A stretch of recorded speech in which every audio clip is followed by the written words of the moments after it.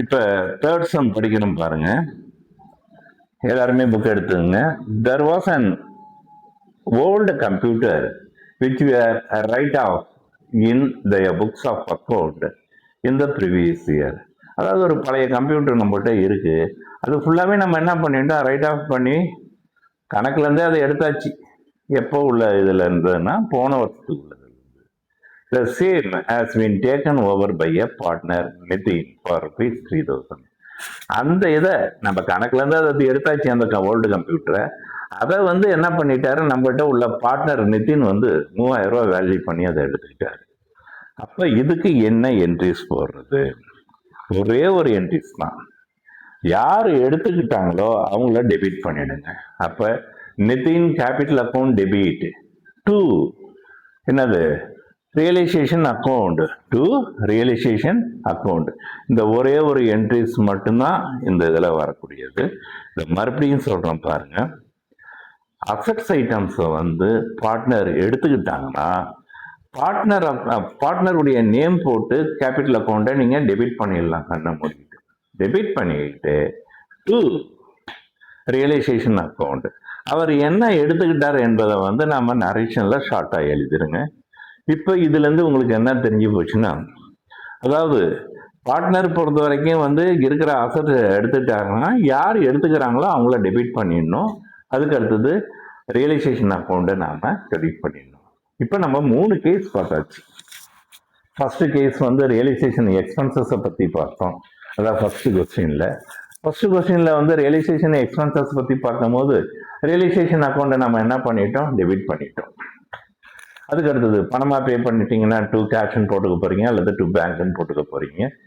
இது பார்ட்னர் பே பண்ணாருன்னா partners capital account to partners capital account சொல்லி பார்த்தோம்.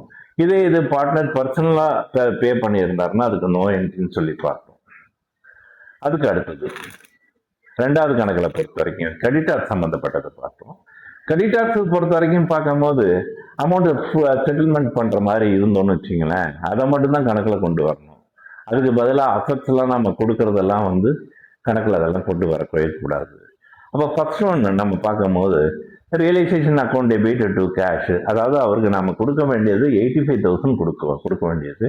அதுல வந்து நம்ம 40,000 மட்டும் தான் கொடுத்துருக்கோம். எவ்வளவு கொடுத்துருக்கோமோ கேஷா ஒரு பேங்காக கொடுத்துருக்கோமோ அதை மட்டும் கணக்கில் கொண்டு வாங்க. அப்போ realisation account debit to bank account எவ்வளோ அமௌண்ட்னா 40,000. அதுக்கடுத்து அந்த இன்வெஸ்ட்மெண்ட்டை எடுத்துக்கிட்டாரு. 45,000 ரூபாய் நம்ம இன்னும் அவருக்கு பே பண்ணணும். அவர் வந்து இன்வெஸ்ட்மெண்ட் வந்து எவ்வளோ மதிப்புக்கு எடுத்துக்கிட்டாருன்னா 43,000 ரூபாய்க்கு எடுத்துக்கிட்டாரு. அசட்ஸ் அவர் வந்து எடுத்துக்கிட்டாருன்னா அதுக்கு வந்து நம்ம என்ட்ரிஸ் வந்து நோ என்ட்ரிஸ் தான் போடணும். அடுத்து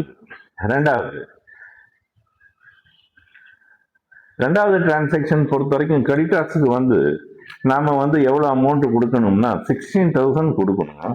ஆனால் அவர் வந்து என்ன பண்ணிட்டாரு, நம்மகிட்ட உள்ள மெஷினரியை 18,000 வேல்யூ போட்டு அதை எடுத்துக்கிட்டாரு.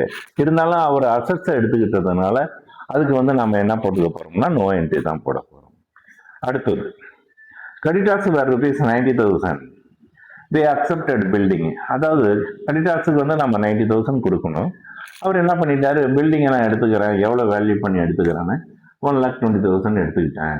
எவ்வளோ அமௌண்ட் அதிகமாக எடுத்துக்கிருக்கணும் அந்த அமௌண்ட்டை நான் பே பண்ணிடுறேன் அப்படின்னு சொல்லிட்டு அவர் என்ன பண்ணிட்டாரு, ரிமைனிங் நமக்கு கொடுக்க வேண்டிய அமௌண்ட் 30,000 பணமாக கொடுத்துட்டாரு. அப்போ bank account debit to realisation அப்படியே ரிவர்ஸாக போட்டு வேண்டியதான்.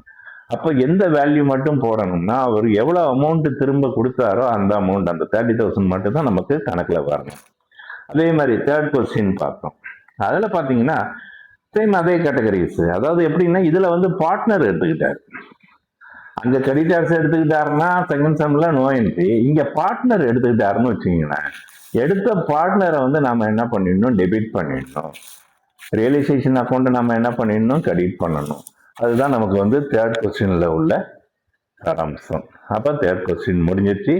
இதுக்கு அடுத்தது நாம ஃபோர்த் கொஸ்டின் பார்க்கலாம்.